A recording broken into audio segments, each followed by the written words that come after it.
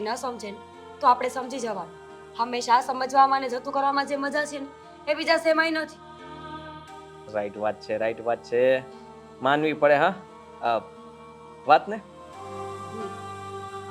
ચલો ઓફિસે જાઓ, મારે કામ પતાવો.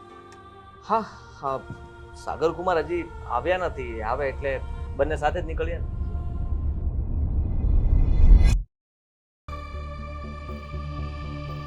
કેટલી વાર છે હવે? સાગર કુમાર, હા હા, તમારી જ વાટે હતો. કીધું સાથે કંપનીએ જઈએ ને. એક વાત કરવાની હતી. મારે પણ તમારી સાથે એક વાત કરવી છે. હા અને કંપનીએ જઈએ ને પહેલા અહીંયા જ કરવી છે. હા હા, બોલી નાખો ને. આ મહેતા બ્રધર્સ છે, એ લોકોએ આપણી પાસે માલ મંગાવ્યો હતો, તો એ લોકોને કેમ માલ નથી પહોંચ્યો? અને મેં કોલ કર્યો હતો તો એ લોકો એવું કહેતા હતા કે તમારા તરફથી ના પાડવામાં આવી છે. હા તો બરાબર તો કર્યું. શું બરાબર કર્યું? સમજો તમે કે એ લોકોને આપણે દર મહિને માલ પૂરો પાડી દઈએ છીએ, એટલા માટે તેને ભાવ વધારો નથી કરતા. બુદ્ધિ દોડાવો. આટલા સમયથી તમે જે લોકોને પણ માલ આપો છો એ બધાને જરાક બ્રેક મારો. એકવાર એ લોકોને લાગવું જોઈએ કે માલની અછત છે, શોર્ટેજ, તો એનાથી શું ફરક પડશે કે હવે એનું કામ જો અટકશે તો એ આપણને ડબલ ભાવ આપશે. જો આપણે છે ને ક્વોલિટી સાથે કામ કરીએ છીએ અને ઘણા વર્ષોથી માર્કેટમાં આપણું નામ છે, અને તમે શું કહો છો કે આપણે માલ અટકાવી દઈએ?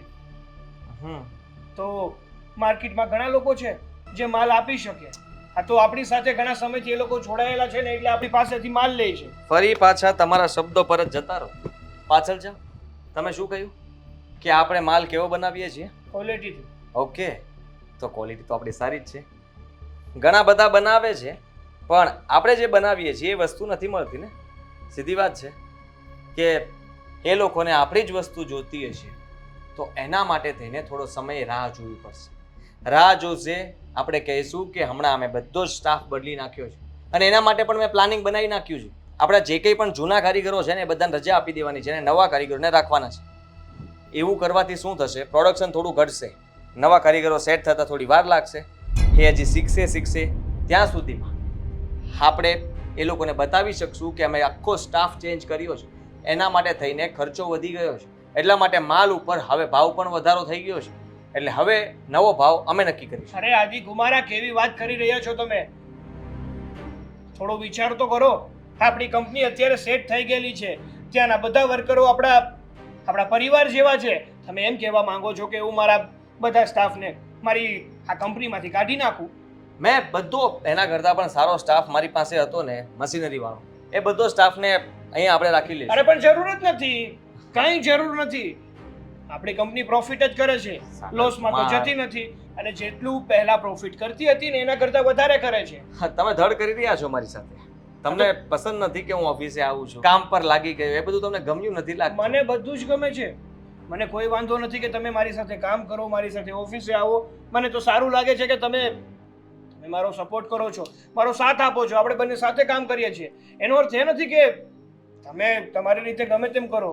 જો સોરી, તમે આવ્યા છો ને એને હજી થોડોક જ સમય થયો છે. આ છેલ્લા 3 વર્ષથી હું કંપની સંભાળીને બેઠો છું. એકની એક જગ્યા પર નહીં, 3 વર્ષ પહેલાની ફાઇલ પણ હું તમને બતાવીશ ને અત્યારની ફાઇલ્સ પણ બતાવીશ. પ્રોફિટ કરે છે આપણી કંપની. અને રહી વાત બીજી, તો કયા વ્યક્તિઓને કયા ભાવથી આપણે માલ દેવો ને એને બહુ મને સારી રીતે ખબર પડે છે. એટલે પ્લીઝ તમે માર્કેટ સાથે સંબંધ થોડા ઓછા રાખો તો વધારે સારું છે. જુઓ સાગર કુમાર, તમે સમજતા નથી. તમે માનું છો કે કંપનીને હાવ નીચે ખાડે પડેલી કંપનીને ઊભી કરી છે, પણ ઊભી કર્યા પછી એક લેવલ સુધી લાવીને તમે ઊભી રાખી દીધી છે. પછી ક્યારે તમે વિચારતા નથી કે ગ્રાફ આમ તેમ થવો જોઈએ? એક સીધો સરખો ગ્રાફ ચાલ્યા કરે શું કામનું છે? જુઓ, હું તમને સમજાવું. હા, હું જે કંઈ પણ કરી રહ્યો છું આપણા માટે કરી રહ્યો છું, તમારા માટે, મારા માટે, આ ઘર માટે. જો આપણે કંપની લઈને બેઠા હોય ને તો હંમેશા આપણું જ ના વિચારવાનું હોય. આપણે આપણાથી નીચેનું પણ વિચારવાનું હોય અને આપણે ઉપર જેને માલ પહોંચતો હોય ને એનું પણ વિચારવાનું હોય. બધા પેટ લઈને જ બેઠા છે, તો જો બધા મળીને ધંધો કરીશું ને તો બધાને પ્રોફિટ થશે ને તો ધંધો કરવાની મજા આવશે. ચૂસી લેવાય. હા, કોઈ કામ કરતું હોય ને તો ચૂસી લેવાય. તો વફાદાર ના રહે. જ્યાં માત્ર ને માત્ર ચીટિંગ થાય. અને મને એવું તો ના કોઈ દિવસ આવડ્યું છે અને ના કોઈ દિવસ આવડશે. કંપનીમાં જે રીતે કામ ચાલે છે ને એ જ રીતે કામ ચાલશે. પ્લીઝ તમે મારા કામ વચ્ચે ઇન્ટરફિયર ના કરો ને તો તમારા માટે અને મારા માટે બંને માટે બહુ સારી વાત છે.